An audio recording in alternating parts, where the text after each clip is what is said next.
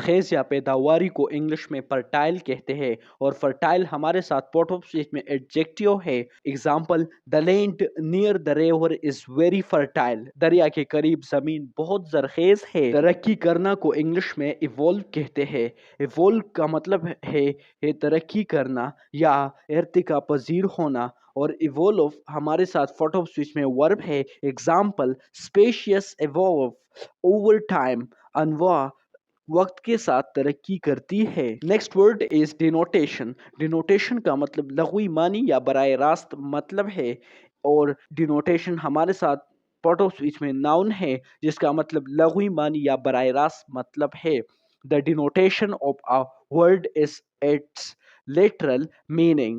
کسی لفظ کا لغوی مطلب اس کا براہ راست معنی ہوتی ہے۔ پہلا کاز جو ہمارے ساتھ ہے وہ ہے اس کا مطلب سبب یا وجہ ہے، اور یہ کاز ہمارے ساتھ پارٹ آف اسپیچ میں ناؤن یا ورب ہے۔ Example: what's the cause of the problem, مسئلے کی وجہ کیا ہے، مسئلے کی وجہ کیا ہے۔ کوا کی آواز کو انگلش میں کاز کہتے ہیں، اور کاز ہمارے ساتھ پارٹ آف اسپیچ میں ورب ہے، یعنی تھرڈ فارم آف کا۔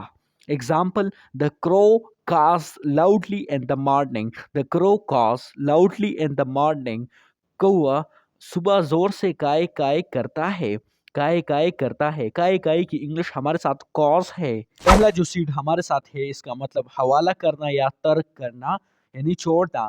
سیڈ کا مطلب حوالہ کرنا یا ترک کرنا، اور سیڈ ہمارے ساتھ پارٹ آف اسپیچ میں ورب ہے۔ Example of sentence: the country ceded territory after the war، the country ceded territory after the war، ملک نے جنگ کے بعد علاقہ حوالہ کر دیا، حوالے کر دیا۔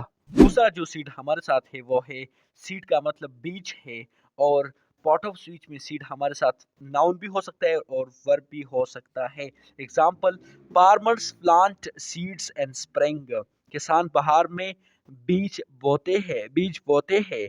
سیڈ کا مطلب بیج ہے، اور سیڈ ہمارے ساتھ پارٹ آف اسپیچ میں ناؤن ہے یا ورب بھی پاسبل ہے۔ ایگزامپل: فارمرز پلانٹ سیڈز ان اسپرنگ، کسان بہار میں بیج بوتے ہیں۔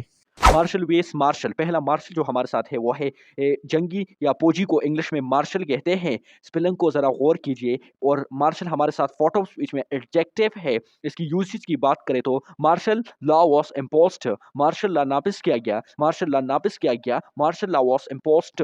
یہ دوسرا جو مارشل ہے وہ منظم کرنا یا ترتیب دینا۔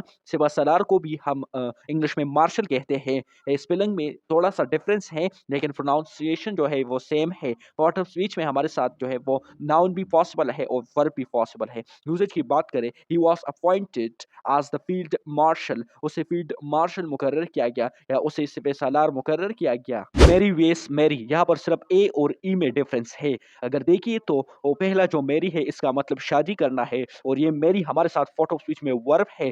یوزیج کی بات کریں، دے ول میری نیکسٹ منتھ، وہ اگلے مہینے شادی کریں گے۔ دے ول میری نیکسٹ منتھ، اس کی اردو ہمارے ساتھ ہے، وہ اگلے مہینے شادی کریں گے۔ دوسرا یہ جو ای والا میری ہے اس کا مطلب خوش مزاج یا خوش ہے، اور میری ہمارے ساتھ پارٹ آف اسپیچ میں ایڈجیکٹیو ہے۔ She looked merry at the party, وہ پارٹی میں خوش نظر آ رہی تھی، وہ پارٹی میں خوش نظر آ رہی تھی۔ اس کی انگلش ہمارے ساتھ ہے، she looked merry at the party. After all کا مطلب ہے بہرحال یا آخر کار، اور آفٹر آل ہمارے ساتھ جو ہے وہ پریز ہے، adverbial phrase. Example: he came to the party after all, وہ بہرحال پارٹی میں آ ہی گیا۔ آلدو کا مطلب ہے اگرچہ یا باوجود اس کے، اور آلدو ہمارے ساتھ کنجنکشن ہے۔ Example: although it was raining they went outside, اگرچہ بارش ہو رہی تھی وہ باہر گئے۔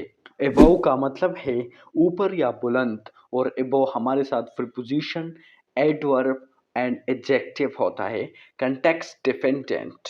Example: the picture is above the sofa, یہاں پر پریپوزیشن ہے، تصویر صوفے کے اوپر ہے، یہاں پر پریپوزیشن ہے ابو۔ بسائڈ کو ہم اردو میں کے ساتھ کہتے ہیں یا کے، اور بسائڈ پریپوزیشن ہے۔ ایگزامپل: شی سٹ بسائڈ می، وہ میرے ساتھ بیٹھی۔ شی سٹ بسائڈ می کے ساتھ یا کے، اور بسائڈ ہمارے ساتھ پریپوزیشن ہے۔ مزید برآں کو انگلش میں مور کہتے ہیں، in addition to what has been said. غلطی یا کمی کو انگلش میں لیپس کہتے ہیں، a temporary failure or decline۔ A temporary failure or decline. غلطی یا کمی کو انگلش میں لیپس کہتے ہیں. بہانہ کو انگلش میں pretext کہتے ہیں. pretext کا مطلب ہے a false reason given to justify an action. بہانے کی انگلش ہمارے ساتھ ہے pretext. قد یا مقام کو انگلش میں اسٹیچر کہتے ہیں اور اسٹیچر کا مطلب قد یا مقام ہے. A person's natural height or reputation. عمارت کو انگلش میں premises کہتے ہیں اور premises کا مطلب عمارت ہے. A building and the land it occupies. Prime کا مطلب ہے ترتیب دینا یا تراشنا. To make neat by cutting. Neat and well groomed.